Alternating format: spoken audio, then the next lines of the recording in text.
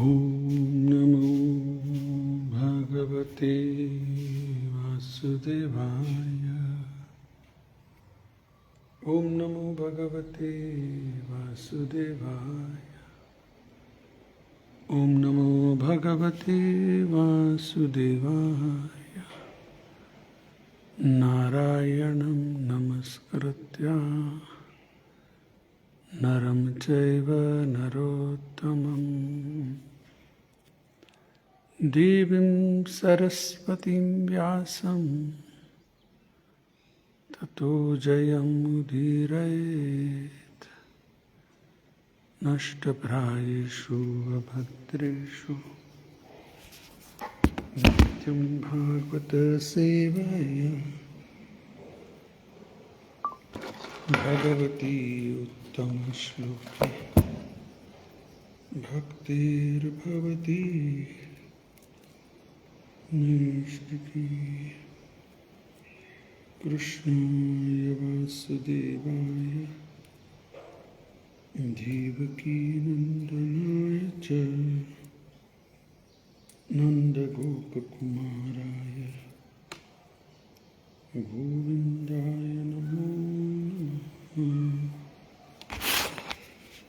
Om Ajnanatimirandasya Jnananjana Shalakaya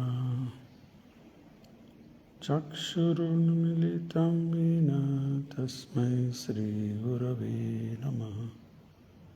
Mukam Karoti Vachalam Pangum Langayate Girim Yat Kripatamaham Vande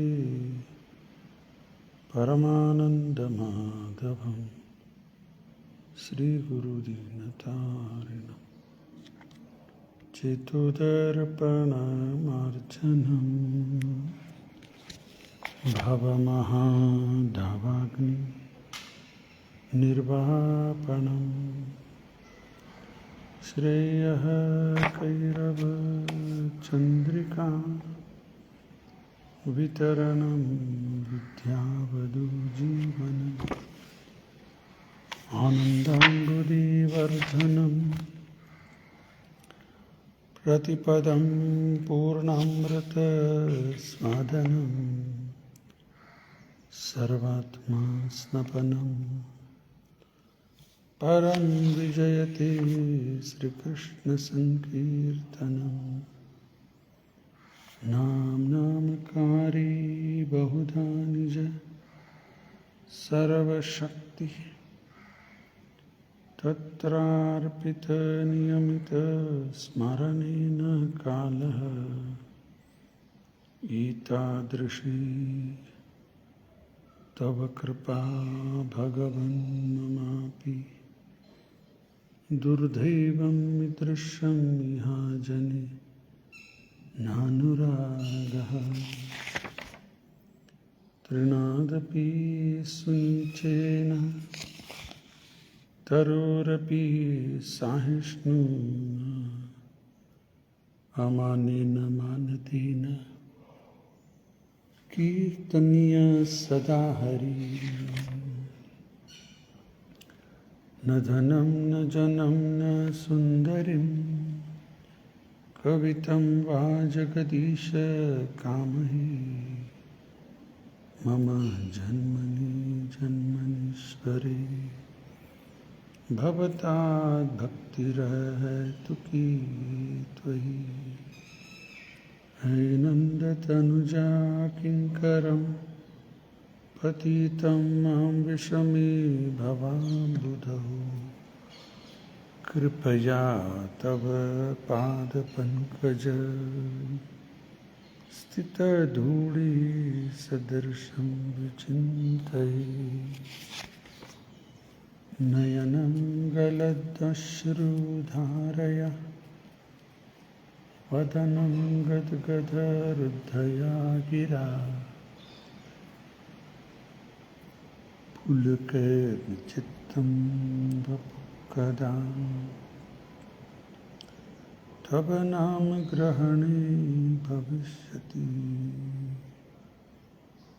युगायितं निमेषेन चक्षुषा प्रावृषायितं शून्यायितं जगत्सर्वं गोविन्दविरहेण मे आश्लिष्य वा पादरतां पिनस्तु मामदर्शनमर्महतां करोतु वा यथा तथा भाविततुलं पटो मत्प्राणनाथस्तु सहैव न परः मत्प्राणनाथस्तु सहैव न परः।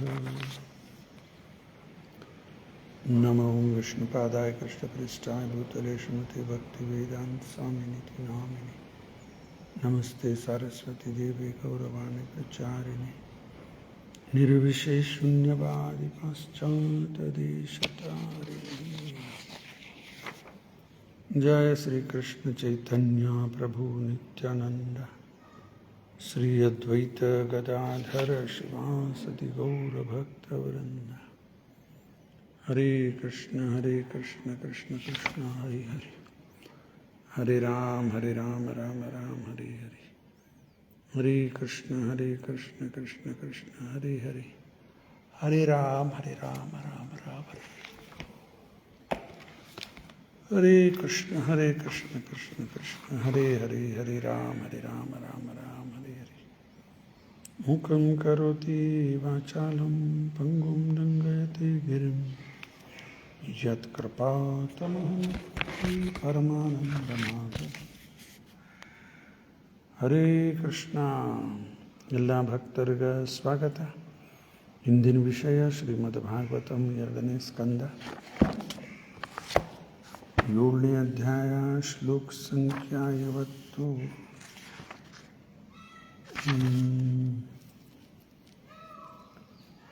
28-29 ಯಾವ ಶ್ಲೋಕ ಮಾಡೋಣ. यद्वै व्रजे व्रज पशुं विषतोय पीतान् पालांस्त्व अजीवयत् अनुग्रह दृष्टिवृत्त्या च ताचूडयति विषवीर्य विलोल जीवन उचातशीष यद उरगम विहरन वरदिन्यां. शब्दार्थ. यत one who, why, certainly. Vraje at Vrindavan.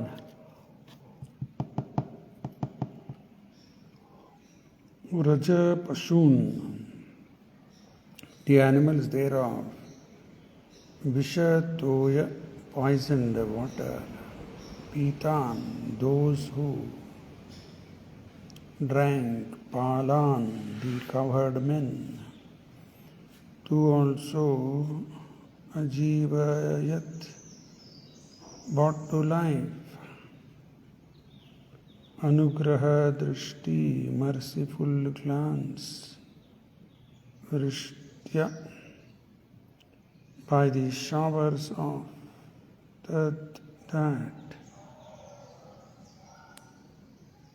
Shuddhaye, for purification. Ati, exceedingly. Vishavirya, highly potent poison. Vilola, lurking. Vivan, one who has such a tongue. Uchatarishyat, severely punished. Uragan, unto the snake. Viharan,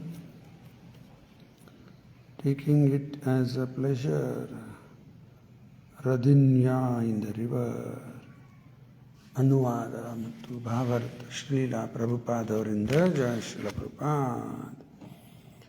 Then also when the cowherd boys and their animals drank the poisoned water of the river Yamuna, and after that Lord in his childhood revived them by his merciful glance, just to purify the water of the river Yamuna, he jumped into it as if playing and chastised the venomous Kaliya snake which was lurking there, its tongue emitting waves of poison.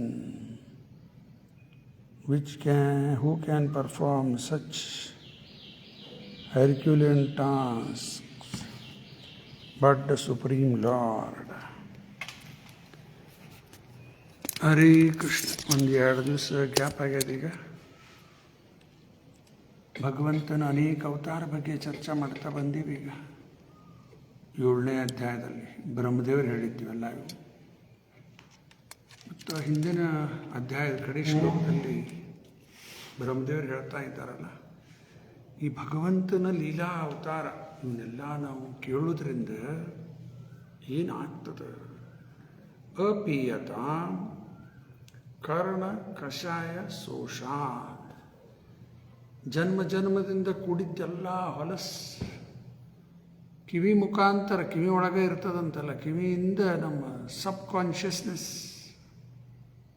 Subtle body, ಮನಸ್ಸು, ಬುದ್ಧಿ, ಅಹಂಕಾರ ಅಲ್ಲೆಲ್ಲ accumulate ಆಗಿ ಕೂತ್ಬಿಡ್ತದೆ. ಅದು ಹೊಲಸು ಹೋಗ್ಬೇಕು. ಅದಕ್ಕೆ ದಾರಿ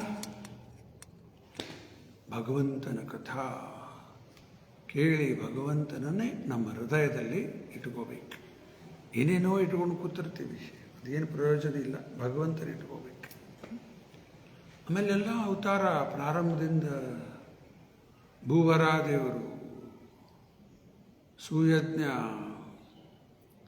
ದತ್ತಾತ್ರೇಯ ಅವತಾರ, ಕಪಿಲ ಅವತಾರ, ಅನೇಕ ನರನಾರಾಯಣ ಋಷಿಗಳು, ಅನೇಕ ಅವತಾರ ಎಲ್ಲ ರಾಮಂದಾಯಿತು, ಕೃಷ್ಣಂದ ನಡೆದದೀಗ ಎಲ್ಲ ಮತ್ಸ್ಯ ಅವತಾರ, ಕೂರ್ಮ ಅವತಾರ, ನರಸಿಂಹ ಅವತಾರ, ವರಾಹ ಎಲ್ಲ ಬಂತು. ಇಷ್ಟೆಲ್ಲೇ ಚರ್ಚೆ ಮಾಡ್ತಾ ಬನ್ನಿ.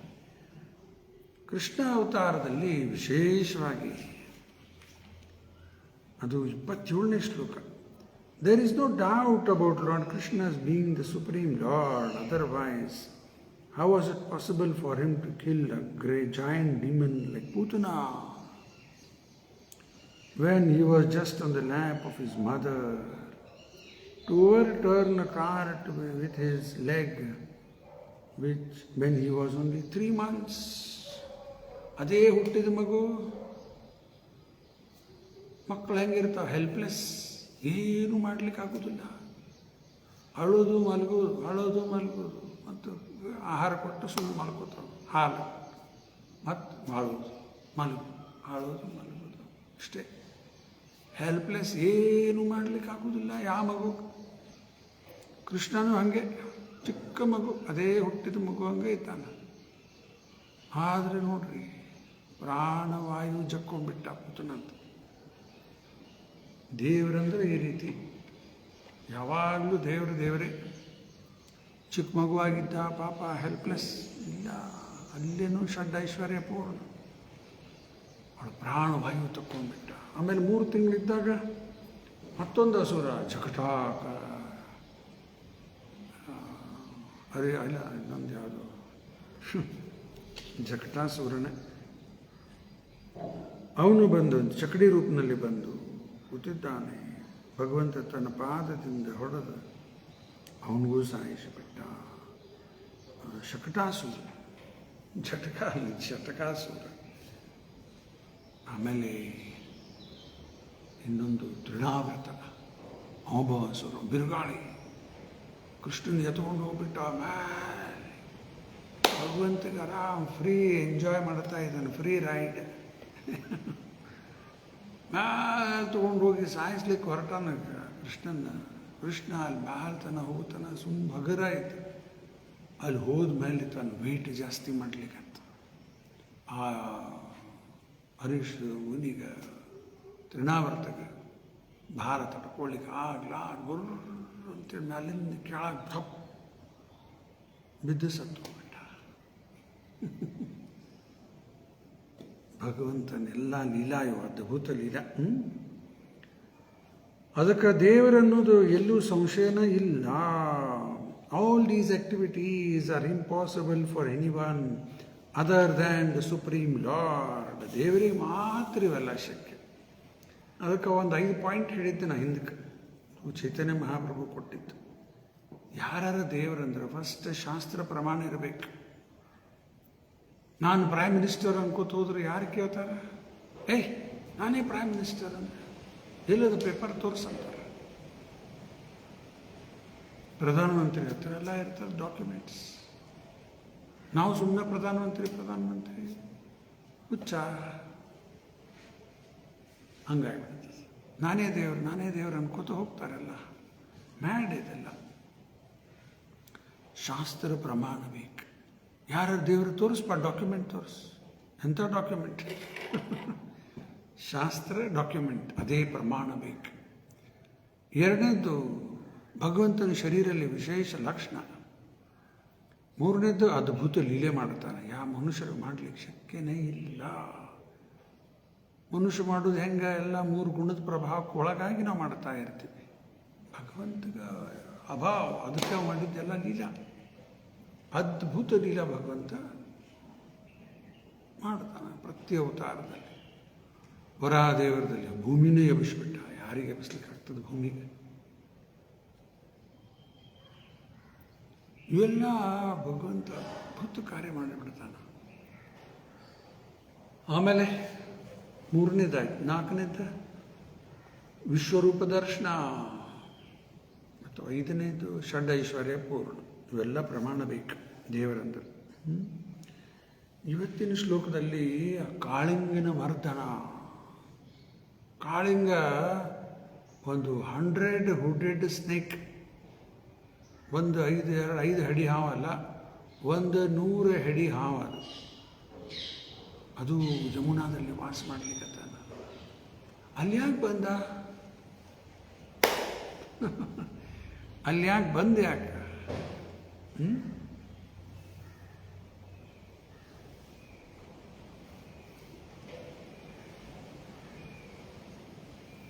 ಅದು ಪೂರ್ಣ ನನಗೂ ಅಷ್ಟು ನೆನಪಿಲ್ಲ. ಆ ಯಮುನಾ ನದಿ ಒಳಗೆ ಅಲ್ಲಿ ಬರಲಿಕ್ಕೆ ಯಾರಿಗೂ ಗರುಡಕ್ಕೂ ಯಾರಿಗೂ ಒಂದು ಇದಿರ್ತದೆ. ಅಲ್ಲಿ ಬರುವಂಗಿಲ್ಲ. ನನಗೆ ಅಷ್ಟು ನೆನಪಿಲ್ಲ. ಇನ್ನೊಮ್ಮೆ ಯಾವಾಗ ನೋಡ್ಕೊಂಡು ಹೇಳ್ತೀನಿ. ಆ ಕಾರಣಕ್ಕೆ ಯಮುನಾದಲ್ಲಿ ಬಂದು ಅಡ್ಕೊಂಡು ಬಿಟ್ಟಾನ. ಅಲ್ಲಿ ಹೊರಗೆ ಹೋದರೆ ಲೈಫ್ ಡೇಂಜರ್ ಇತ್ತು. ಅಲ್ಲಿ ಅಡ್ಕೊಂಡು ಅದರಲ್ಲಿದ್ದು ವಾಸ ಮಾಡೋದ್ರಿಂದ ತನ್ನ ವಿಷ ಎಲ್ಲ ನೀರಿಗೆ ಮಿಕ್ಸ್ ಆಗಿಬಿಡುತ್ತೆ.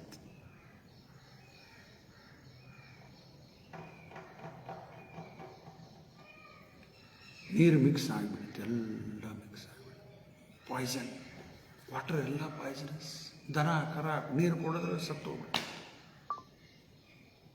ಸಣ್ಣ ಸಣ್ಣ ಹುಡುಗರು ಅವರು ನೀರು ಕುಡಿಲಿಕ್ಕೂ ಅವರು ಸತ್ತು ಹೋಗ್ಬಿಟ್ಟು. ಈ ರೀತಿ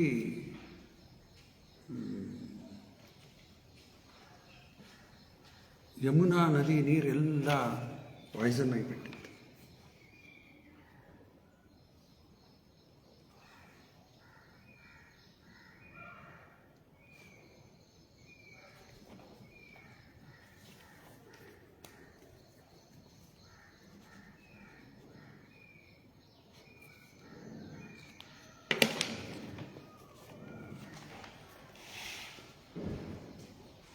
ಈಗ ಎಲ್ಲ ಹುಡುಗರು ಕರ ದನ ಎಲ್ಲ ಸಾಯ್ಲಿಕ್ಕೆ.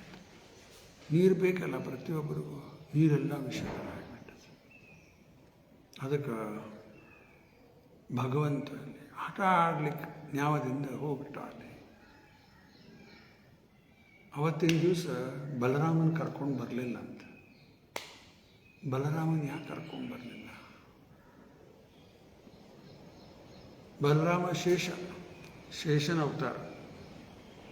ಈಗ ಶೇಷನ ಮುಂದೆ ಕಾಳಿಂಗನ ಮರ್ದನ ಒಂದೇ ಜಾತಿದಲ್ಲ, ಸ್ನೇಕ್, ಸರಿ ಕಾಣಂಗಿಲ್ಲ ಅಂತೇಳಿ ಬಲರಾಮನ ಬಿಟ್ಟು ಬಂದಿದ್ದ.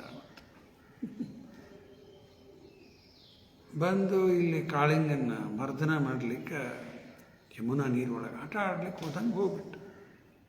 ಎಲ್ಲ ಈಗ ಆ್ಯನಿಮೇಟೆಡ್ ವಿಡಿಯೋಸು ಏನೇನೋ ಮಾಡ್ಯಾರ, ಚಲೋ ಚಲೋ ಆಗ್ಯಾವ ನೋಡ್ರಿ. ಅವನ್ನೆಲ್ಲ ಚಲೋ ನಮ್ಮ ಇಸ್ಕಾನ್ನವ್ರು ಮಾಡಿದ್ದು. ಒಬ್ಬ ಲಿಟಲ್ ಕೃಷ್ಣ ಅಂತೇನೋ ಇತ್ತು ನೋಡೋಕ್ಕೆ. ಅಲ್ಲಿ ನೀರೊಳಗೆ ಹೋಗಿ ಆಟ ಆಡ್ತಾ ಕಾಳಿಂಗನ ಜೊತೆಗೆ ಇದಾಗಲಿಲ್ಲ. ಒಂದು 100 ಹೆಡಿ ಹಾವು ವಿಷ ತುಂಬಿಟ್ಟದು. ಕೃಷ್ಣ ಕಚ್ಚಲಿಕ್ಕೆ ಬರಬೇಕು.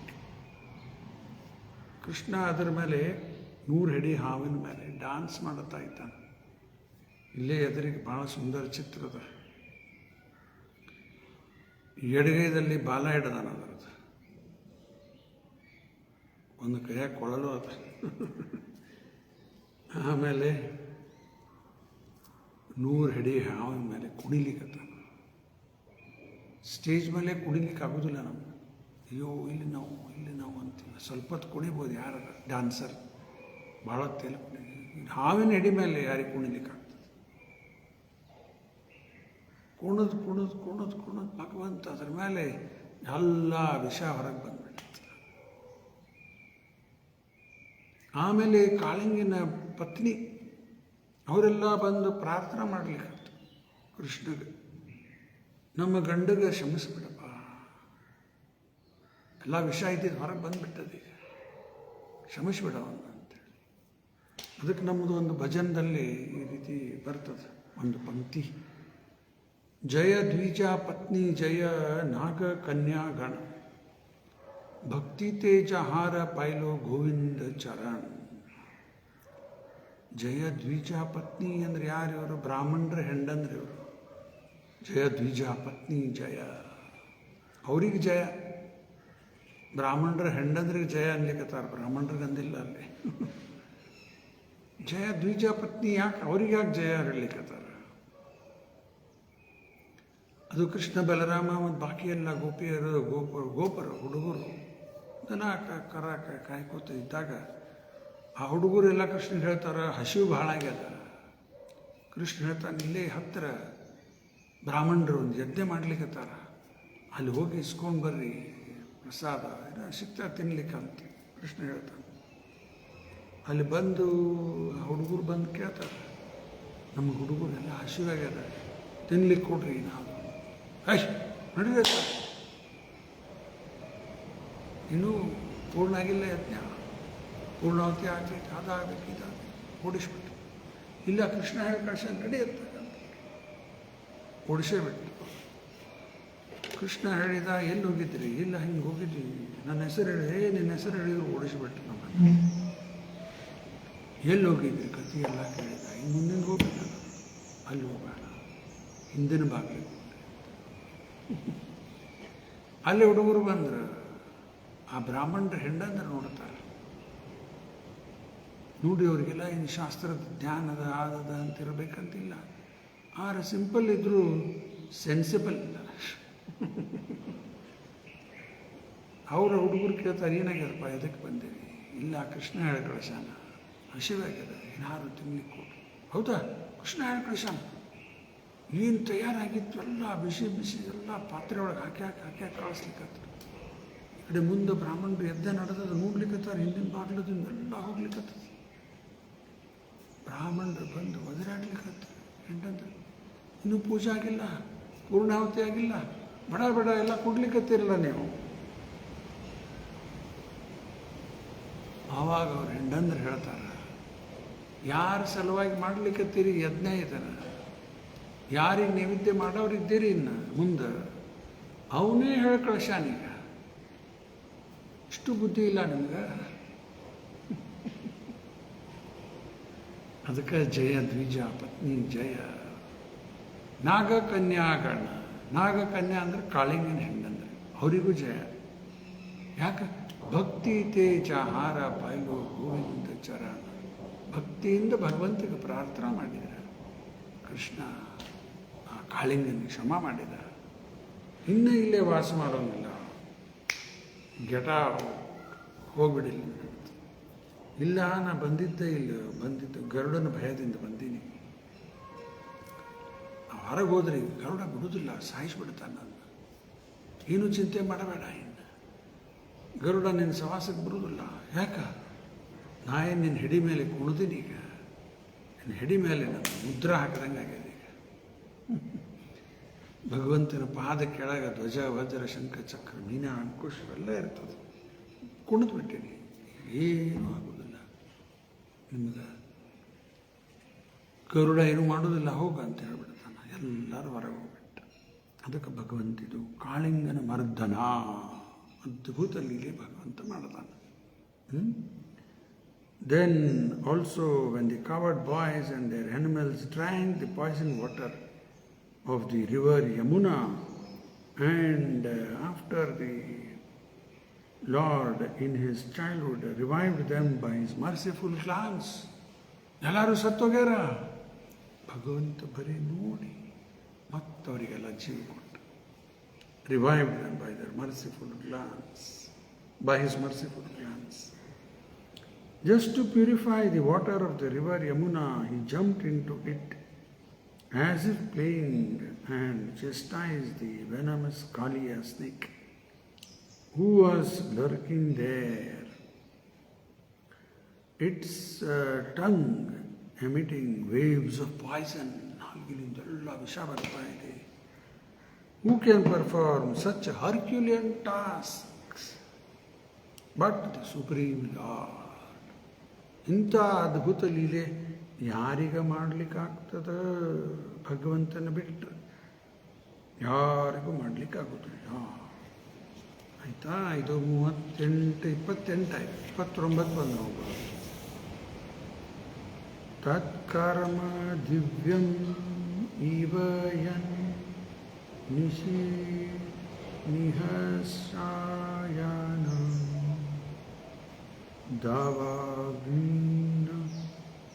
ದಾವಾಗ್ನೀನ ಶುಚಿ ವಣಿ ಪರಿಧನ್ ಯಮಾನಿ ಉಂಚಯತಿ ವ್ರಜಂ ಮಥೋ ಅವಸ್ಥಿತಾಂತಕಾಲಂ ನೇತ್ರೇ ಭೇದಾಭ್ಯ ಸಬಲೋ ಅನಧಿಗಮ್ಯಂ ವೀರ್ಯಃ. ಅನುವಾದ ಭಾವಾರ್ಥ Srila ಪ್ರಭುಪಾದರಿಂದ. On the very night of the day of the chastisement of Kaliya snake, when the inhabitants of Rajabhumi were sleeping carefreely, there was a forest fire ablaze due to dry leaves, and it appeared that all the inhabitants were sure to meet their death. But the Lord, along with Balaram, saved them simply by closing his eyes, just as the superhuman activities, such as superhuman activities, the Lord. ಈಗ ಕಾಳಿಂಗನ ಮರ್ದನ ಆಗಿದ್ದೇ ಹಗಲಾಯಿತು. ಇದು ರಾತ್ರಿ, ಅವತ್ತಿನ ರಾತ್ರಿನೇ ವನಕ್ಕೆ ಅನೇಕ ವನ ಅವ ವೃಂದಾವನದಲ್ಲಿ. 12 ವನ ಬೇರೆ ಬೇರೆ ಹೆಸರಿಂದ ಅವ. ಅಲ್ಲಿ ವೃಂದಾವನ ಪರಿಕ್ರಮ ಮಾಡ್ತಾರೆ ಕೆಲವರು. ನಾವೆಲ್ಲ ವೃಂದಾವನ ಪರಿಕ್ರಮ ಅಂಥೇಳಿ ಒಂದು ಶಾರ್ಟ್ ಅದ. ಆ ಶಾರ್ಟ್ ಮಾಡಿಬಿಟ್ರೆ ಒಂದು 3 ತಾಸು ಮುಗಿದು ಹೋಗ್ಬಿಡ್ಬೋದು. ವೃಂದಾವನ ಪರಿಕ್ರಮ ಮಾಡಿ ಹಿಂದಕ್ಕೆ ಯಾವಾಗೋ ಒಂದು ಸರಿ ಮಾಡೀನಿ 1-2 ಸರಿ. ಈಗ ಪ್ರತಿ ವರ್ಷ ಗೋವರ್ಧನ ಪರಿಕ್ರಮ ಮಾಡುತ್ತಾ ಇದ್ದೀವಿ, ಪ್ರತಿ ವರ್ಷ. ಇನ್ನು ಇಲ್ಲಿ ರಾಯಪುರದಲ್ಲಿ ನಿನ್ನೆ ಪ್ರಾಣ ಪ್ರತಿಷ್ಠಾಪನೆ ಆಯಿತು. ರಾಧಾ ಗೋವಿಂದ ದೇವ್, ಕೃಷ್ಣ ಬಲರಾಮರು, ನಿತಾಯ್ ಗೌರಹರಿ ಅಂತ ಹೆಸರಿಟ್ಟಾರೆ. ಗೋವಿಂದ ಧಾಮ್. ಈಗ ಇಲ್ಲಿ ನೋಡಿದರೆ ನಿನ್ನೆ ಎಲ್ಲಿ ಹೋಗುವ ಅವಶ್ಯನೇ ಇಲ್ಲ. ಈಗ ವೃಂದಾವನ ಬೇಡ, ಎಲ್ಲ ಇಲ್ಲೇ ಬೇಕು. ರಾಧಾಕುಂಡ ಶ್ಯಾಮಕುಂಡು ಮಾಡಿಬಿಟ್ಟಾರ. ಇನ್ನು ಗೋವರ್ಧನ ಮಾಡೋರು ಇದ್ದಾರೆ. ಈಗ ಅಷ್ಟಾಗಿಬಿಟ್ರೆ ಎಲ್ಲ ಇಲ್ಲೇ ಸಿಕ್ಬಿಡ್ತೀವಿ. ಮತ್ತು ಅಷ್ಟು ದೂರ ಹೋಗೋದು ಅವಶ್ಯನೇ ಇಲ್ಲ. ಎಲ್ಲ ಇಲ್ಲೇ ರೆಡಿ. ಅನುಕೂಲ.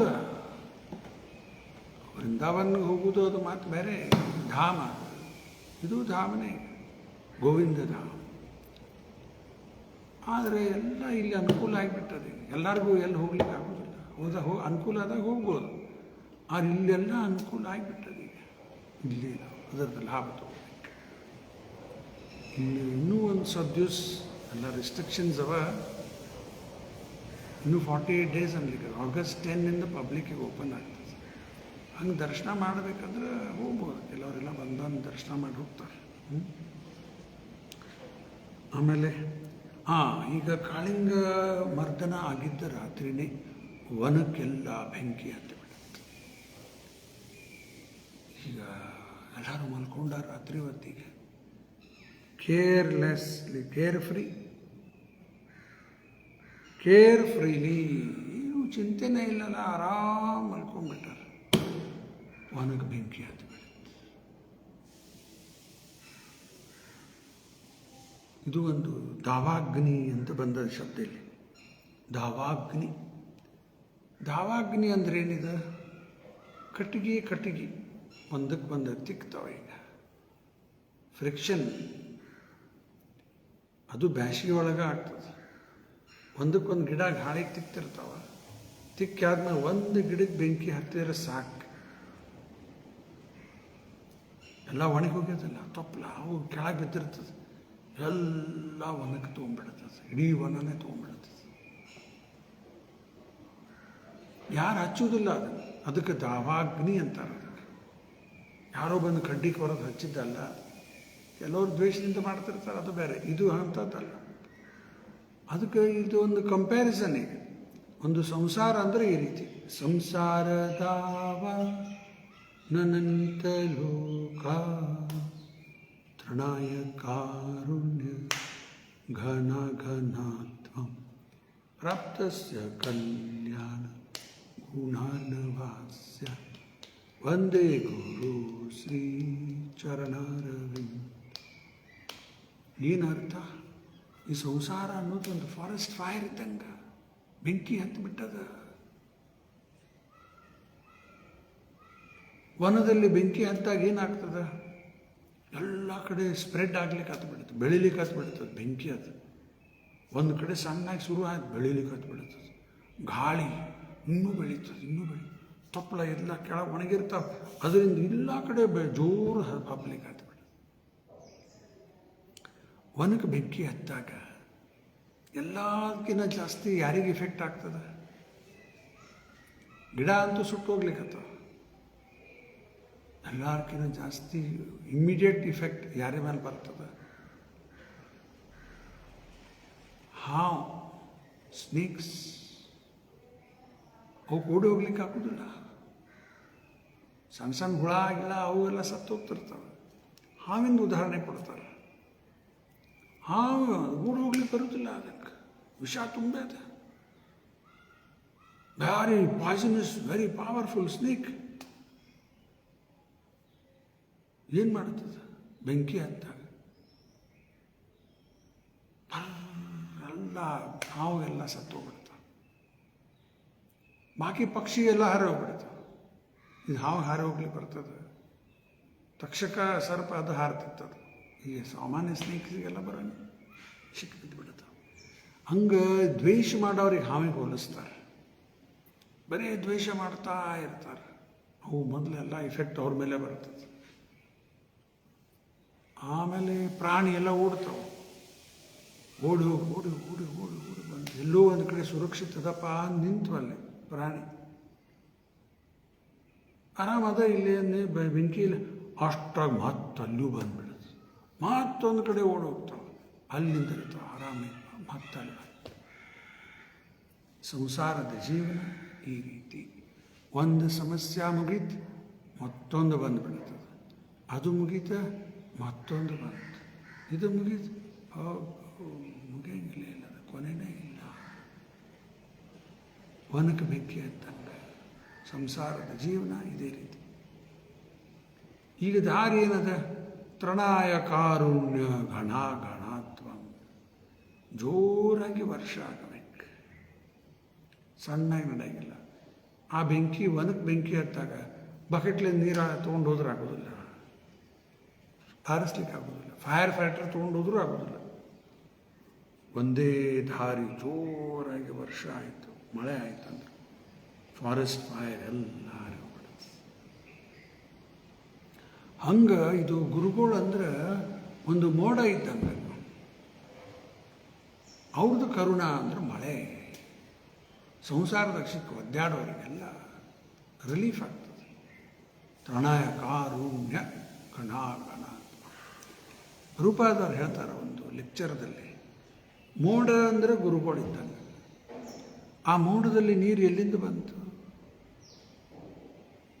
ತಂದೆ ನೀರದು ಇಲ್ಲ, ಸಮುದ್ರದಾಗಿಂದ.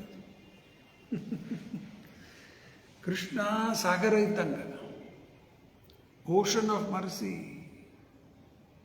ಕರುಣಾ ಸಿಂಧು. ಹೇ ಕೃಷ್ಣ ಕರುಣಾ ಸಿಂಧು.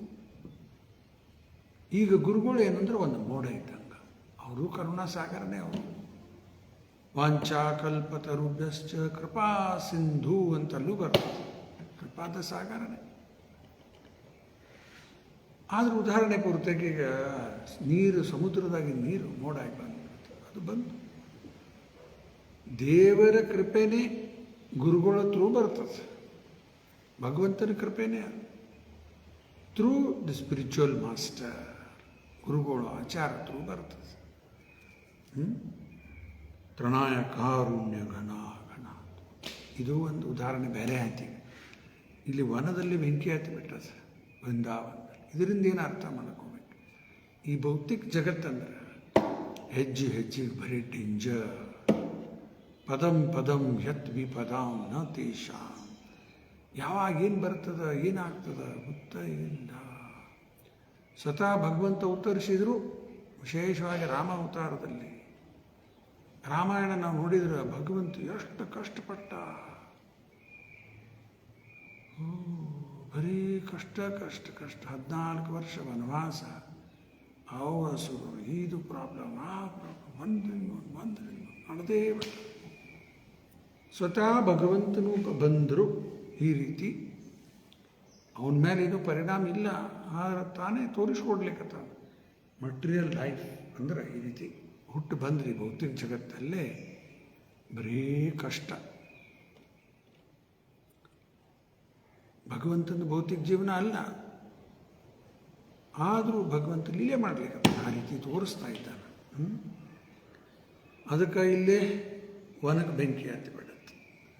ಎಲ್ಲ ವೃಂದಾವನದಲ್ಲಿ ವಾಸ ಮಾಡೋರು ಬ್ರಜ ಭೂಮಿ.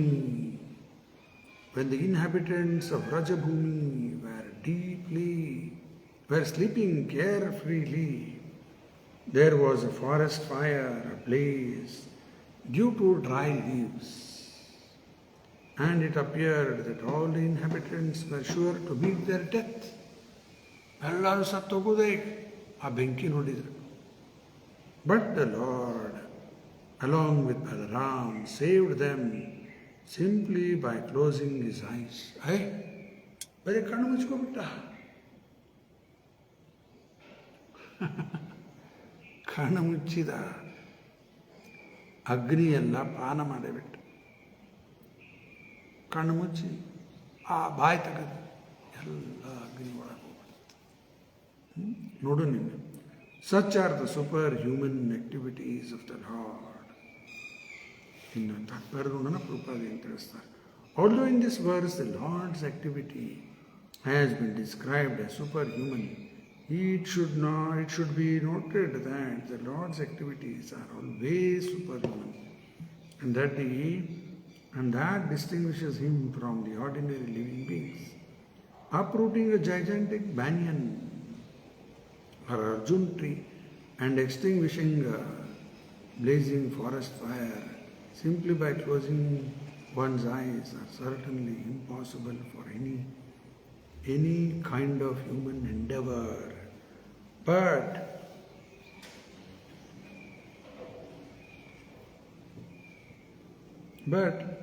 not only are these activities amazing to hear, but in fact all other activities of the Lord, whatever he may do are all superhumans as confirmed in Bhagavad Gita 4.9.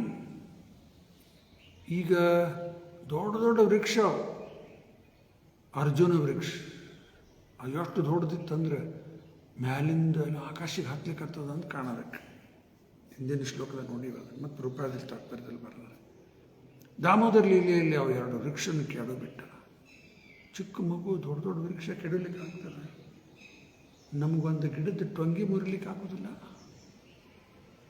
ಒಂದು ಗಿಡದ ಸಣ್ಣ ಸಣ್ಣ ಒಣಗಿತ್ತು ಮುರಿತೀವಿ, ಕೆಲವು ಬಿಡಿಸಿದ್ರು ಮುರಿಲಿಕ್ಕೆ ಆಗಲ್ಲ.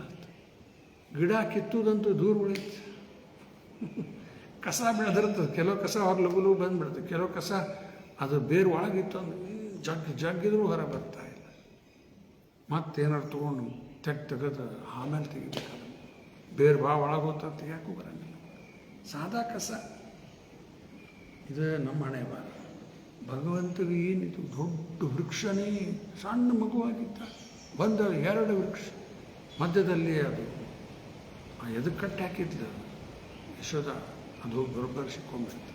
ಎರಡು ಗಿಡದ ಮಧ್ಯೆ ಸ್ವಲ್ಪ ಹಿಂಗೆ ಮಾಡಿದ ವೃಕ್ಷ ಇದು ಯಾರು ಶಕ್ತಿ ಇಲ್ಲ. ಮತ್ತು ದೇವರಿಗೇನು ದೊಡ್ಡ ವಿಷಯ ಅಲ್ಲ. ನಮ್ಮ ಎಸ್ಟಿಮೇಷನ್ನಿಂದ ಹೆಂಗಿದು ಶಕ್ತಿ ದೇವರಲ್ಲಿಕ್ಕೆ ಅವನಿಗೆ ಏನಲ್ಲ. ಗೋವರ್ಧನ್ ಗಿರಿ ಹತ್ತಿದ, ಅವನಿಗೆ ದೊಡ್ಡ ಕೆಲಸನ ಅವನಿಗದು. ರೂಪಾಯಿ ಹೇಳ್ತಾರೆ ಕಪ್ಪಿ ಛತ್ರಿ ಅಂತ ಆಗ್ತಾವಲ್ಲ ಮಳೆಗಾಲದಾಗ, ಸಣ್ಣ ಸಣ್ಣ ಸಣ್ಣ ಸಣ್ಣ ಛತ್ರಿ, ಮಶ್ರೂಮ್ ಅಂತಾರೆ ಇಂಗ್ಲೀಷ್ದಾಗ. ಅದು ಯಾರು ಹುಡುಗರು ಕಿತ್ತಿ ಎಬ್ಬಿಸ್ಬೋದು. ಅಷ್ಟು ಸುಲಭವಾಗಿ ಗೋವರ್ಧನ್ ಗಿರಿ ಹತ್ತಬೇಕು.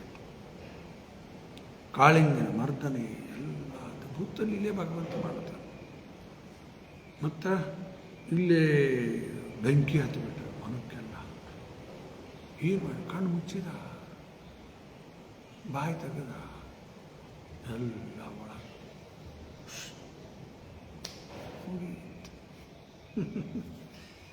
ಈಗ ಫಾರೆಸ್ಟ್ ಫೈರ್ ಒಳಗೆಲ್ಲ ಹಾಕ್ಕೊಂಡ ಅಂದ್ರೆ ಏನಂತಾರೆ ಇದಕ್ಕೆ?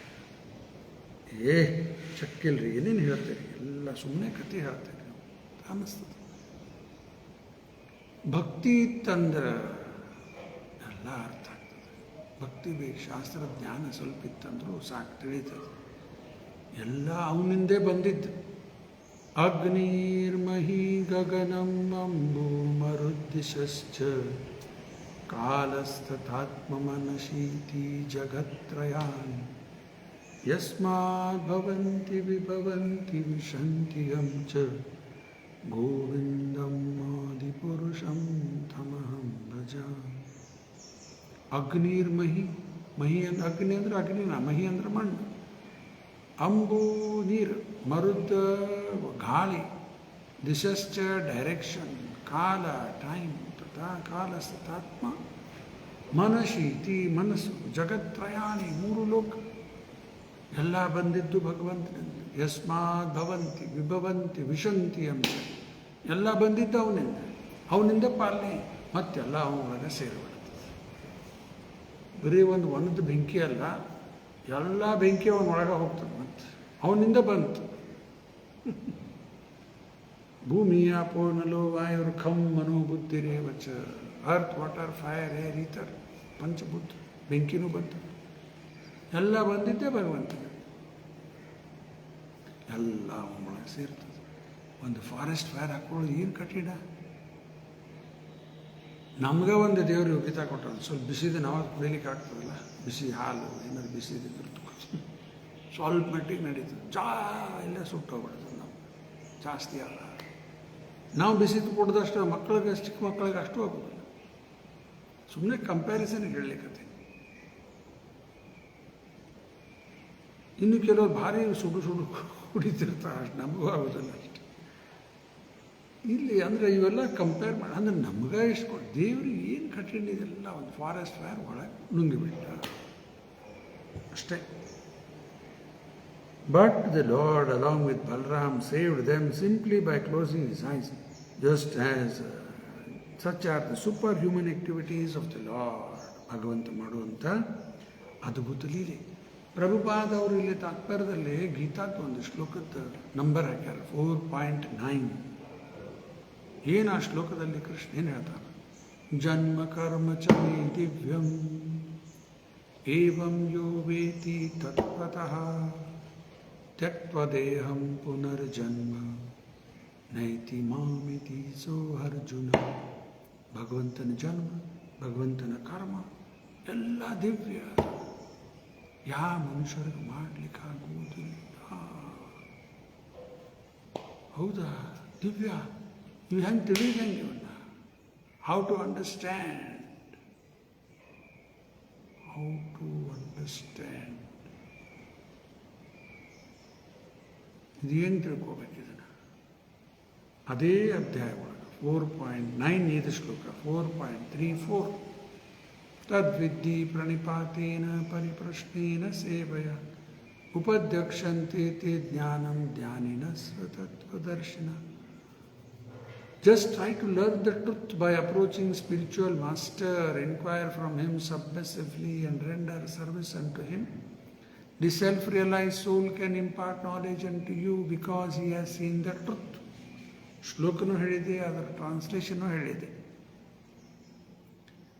ಪರಮ ಸತ್ಯ ತಿಳ್ಕೊಳ್ಳಿಕ್ಕೆ ಗುರುಗಳ ಕಡೆ ಹೋಗ್ಬೇಕು, ಶರಣಾಗಬೇಕು, ಅವ್ರ ಸೇವೆ ಮಾಡಲಿಕ್ಕೆ ತಯಾರಿರಬೇಕು. ಇವೆಲ್ಲ ಗುರುಗಳ ಶಿಷ್ಯನಲ್ಲಿ ನೋಡಿ ಆಮೇಲೆ ಇದೆ ಜ್ಞಾನ ನಮಗೆ ತಿಳಿಸ್ಕೊಡ್ತಾರೆ. ಆವಾಗ ನಮಗೆ ಅರ್ಥ ಆಗ್ತದೆ. ಓ, ಭಗವಂತನ ಜನ್ಮ ಕರ್ಮ ಎಲ್ಲ ದಿವ್ಯ. ಯಾರು ಇವನು ತಿಳ್ಕೊತಾರೆ? ಏವಂ ಯೋ ವೇತಿ ತತ್ವತಃ. ತತ್ವತಃ ಅಂದರೆ ಇನ್ ಟ್ರುತ್, ಸತ್ಯವಾಗಿ ಸರಿಯಾಗಿ ಅರ್ಥ. ಸತ್ಯ ಧರ್ಮ ವ್ರತಾಯ ಚ ರಾಘವೇಂದ್ರ ಸ್ವಾಮಿಗಳು ಹೇಳ್ತೀವಲ್ಲ, ಪೂಜ್ಯಾಯ ರಾಘವೇಂದ್ರ ಸತ್ಯ ಧರ್ಮ ವ್ರತಾಯ ಚ ಭಜತಾಂ ಕಲ್ಪವೃಕ್ಷಾಯ ನಮತಾಂ ಕಾಮಧೇನು. ಸತ್ಯ ಧರ್ಮ ಸರಿ ಅರ್ಥ ಆಗ್ಬೇಕು. ನಾವು ಸುಳ್ಳು ಧರ್ಮ ತೊಗೊಂಡಿರೋದು, ಸತ್ಯ ಧರ್ಮ ಬೇಕು. ಸುಳ್ಳು ಧರ್ಮ ಅಂದರೆ ಕೈತೊಬ್ಬ ಧರ್ಮ, ಚೀಟಿಂಗ್ ರಿಲಿಜನ್. ತತ್ವತಃ ಇಂಟು ಸರಿ ಅರ್ಥ ಆಯ್ತಂದ್ರೆ ಮಾತ್ರ ಅಂಥ ಭಕ್ತ ತ್ಯಕ್ತ್ವ ದೇಹಂ, ತನ್ನ ಶರೀರ ಬಿಟ್ಟಾದ್ಮೇಲೆ ತ್ಯಕ್ತ್ವ ದೇಹಂ ಪುನರ್ಜನ್ಮ ನೈತಿ, ಇಲ್ಲ ಅವನಿಗೆ ಮತ್ತೆ ಜನ್ಮ ಇಲ್ಲ. ಮತ್ತೇನಾಗ್ತದೆ? ಮಾಮೇತಿ ಸೋ ಅರ್ಜುನ, ನನ್ನ ಕಡೆ ವಾಪಸ್ ಬಂದುಬಿಡ್ತಾನ. ಹೌದಾ? ಕೃಷ್ಣನ ಕಡೆ ಹೋದ್ಮೇಲೆ ಏನಾಗ್ತದೆ ವಿಶೇಷ? ಮಾಮುಪೇತ್ಯ ಪುನರ್ಜನ್ಮ ದುಃಖಾಲಯಂ ನ ಶಾಶ್ವತಂ ನಾಪ್ನುವಂತಿ ಮಹಾತ್ಮನಃ ಸಂಸಿದ್ಧೀರ್ ಪರಮಾಂಗತ. ಕೃಷ್ಣನ ಹೇಳಿದ್ದ ಶ್ಲೋಕ ಗೀತೆಯಲ್ಲಿ. ಯಾರು ನನ್ನ ಕಡೆ ಬರ್ತಾರ, ವಾಪಸ್ ಈ ಸಂಸಾರದಲ್ಲಿ ಹುಟ್ಟಿ ಬರುವುದಿಲ್ಲ.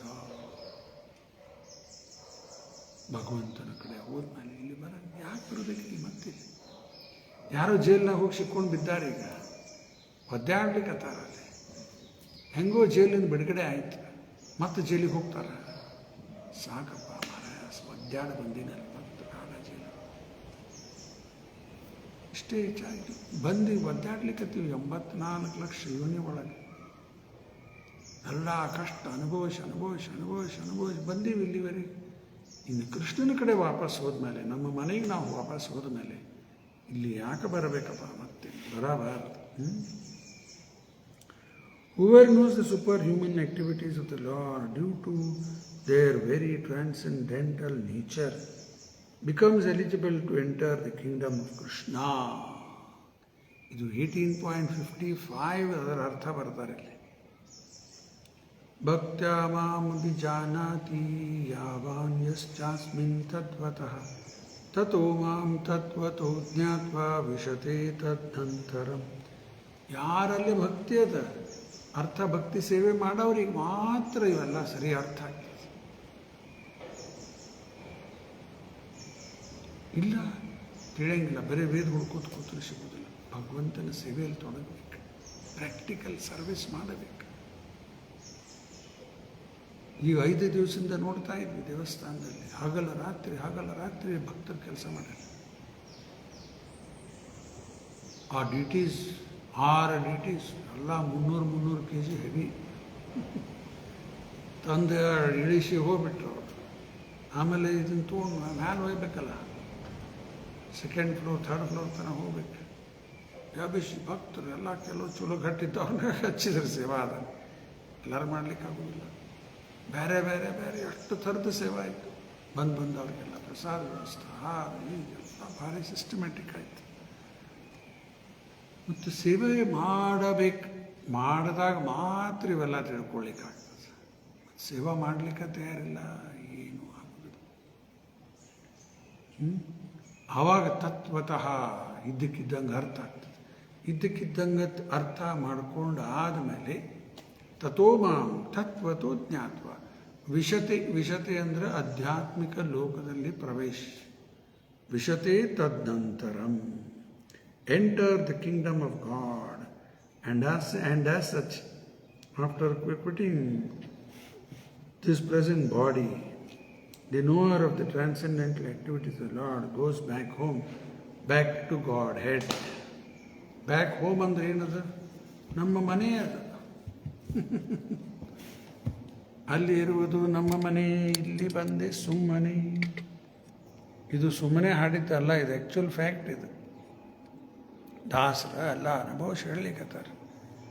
ಅಲ್ಲಿ ಆತ್ಮ ಇರುವುದು ಅಲ್ಲಿದೆ, ಇಲ್ಲಿ ಬಂದು ಒದ್ದಾಡ್ಲಿಕ್ಕತ್ತೀವಿ. ಕೃಷ್ಣನ ಕಡೆ ವಾಪಸ್ ಹೋಗ್ಬೇಕು. ಇದೇ ಜೀವನದ ಅಂತಿಮ ಲಕ್ಷ್ಯ. ಆಯಿತಾ? ತಾತ್ಪರ್ಯ ಪೂರ್ಣ ಆಗ್ಯದ. ಈಗ ಸಾಯಂಕಾಲ ಮಂಗಳವಾರ ಕಾರ್ಯಕ್ರಮ ಅಂತೂ ಎಲ್ಲಿಲ್ಲ. ಇಲ್ಲೇ 7ರಿಂದ 8 ಗೀತಾ ಪ್ರವಚನ ಮುಂದುವರಿಸ್ತೇನೆ. ನಿಲ್ಲಿಸೋಣ ಹಂಗಾರೆ. ಗ್ರಂಥರಾಜ ಶ್ರೀಮದ್ ಭಾಗವತಂ ಕೀ ಜಯ, ಶ್ರೀಲಾ ಪ್ರಭುಪಾದ ಕೀ ಜಯ.